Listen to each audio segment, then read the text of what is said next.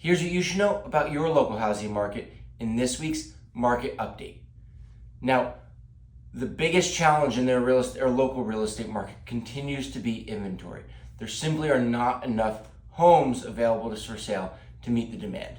Now, we know that the Fed has been continuing to try to put pressure on interest rates to decrease demand. However, no matter what you do with interest rates, people still need somewhere to live. So while people may opt out of purchasing a home because of the high interest rates, and there may seem to be some relief to the problem, you're not solving the problem. You're simply making it unaffordable for people to purchase the homes they're living in, forcing them to either live with friends or family or rent, which is typically counterproductive in terms of what our society as a whole really wants. Why is this inventory such a challenge? Well, we have two reasons. Number one, the Fed keeping those rates high is part of the problem. We have too many people currently in a home that would trade for another home that don't want to give up their super low interest rate for a higher interest rate, even though they might be more than willing to stomach the price differential in terms of the actual purchase cost. The interest rate is really deterring them. But more so, and I think last night's presidential debate really is the greatest example of this, is that the older generations, it's not any of the policies that they discuss, but really just the simple fact that the older generations simply are staying put.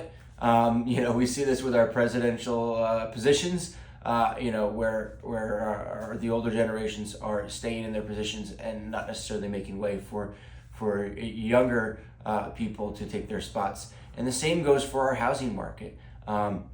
We have a lot of people aging in place. Typically, historically, yes, we have had a problem with not enough homes being built to meet the demand, not only current demand, but anticipated demand. But on top of that, we have a lot of the older population occupying the larger homes that would typically be more suitable for families. For whatever reasons, they enjoy having the space. They don't want to give that up. They have their homes paid off, so they say, well, even though I don't need all this space, why would I give up my home when all I'm paying on it is the maintenance and taxes?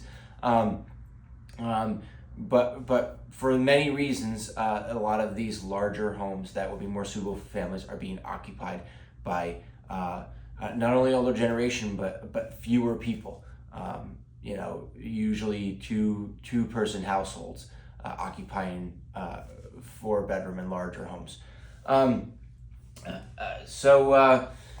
What I'm seeing is most of the homes coming on the market that I'm dealing with, lots of estates, meaning that the person who owned the home has passed away, divorces, so they have come to a situation where they're not paying as closely to the economic conditions, the interest rate environment. Their situation has pushed them to make the move regardless of those, and corporate relocations where their company has moved them out of the area. But I'm seeing very few of the quote unquote discretionary moves. I'm seeing not a lot, not nearly as many as I typically see moves of people making the choice. While they do have many life factors pushing them to make that move, I'm finding most people, unless they're being absolutely pushed to sell their house by some life situation, they are not doing that. So that's really putting a strain on inventory. So no matter what the Fed does to interest rates, if the supply is not there, and if the demand outpaces the supply, even if the demand lessens, the prices are going to continue to rise, and we will continue to see these bidding wars. So let's get into the stats this week. I think you'll see that they really personify what I'm saying. So homes coming on the market this week. This past week, we saw 9 homes come on the market. 1 of those was in town, and 8 of those were in township. 6 of those were single-family houses, and 3 of those were condos or townhouses. And the average list price of these homes was $905,000. Total inventory, we saw a decrease again this past week. Current homes actively on the market are 42. So 42 homes actively on the market. Now, another figure that I don't normally mention is homes in attorney review. every week we see, some of these homes that are, some of these active inventory are actually in attorney review, so they will be under contract shortly. Most weeks I'm looking in the past, it's somewhere between 6 and 8 homes in attorney review. Last week it was only 4 homes in attorney review. Now, this week we have 10 homes in attorney review, so that number is much higher than most of the weeks we've gone back. So while that 42 homes actively on the market is lower than previous weeks, I would weight that even a little bit lower because we see a higher number than normal of homes in attorney review. So that 42 is really weighting a little bit less than that as well. Sold, we saw 9 homes sell this past week.